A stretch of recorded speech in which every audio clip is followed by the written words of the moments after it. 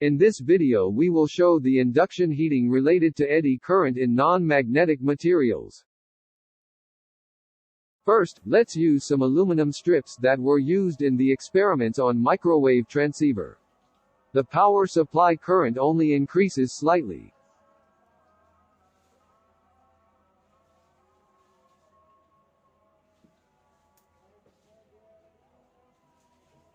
Note that the heating coil is still connected to the circuit through screwed connector.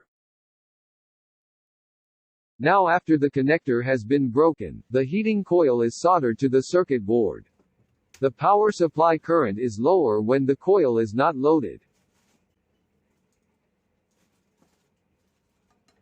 Here's a copper pipe split in half on one end. When the normal end is put into the coil, the current increases up to 0.19 ampere.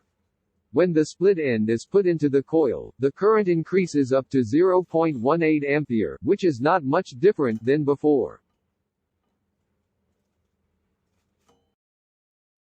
We can find many videos on YouTube showing the significant reduction of eddy current effect caused by moving magnets where the conductor is split. But it doesn't show here. Perhaps it's related to the high frequency of the electric current driving the heating coil. We will explore this next time.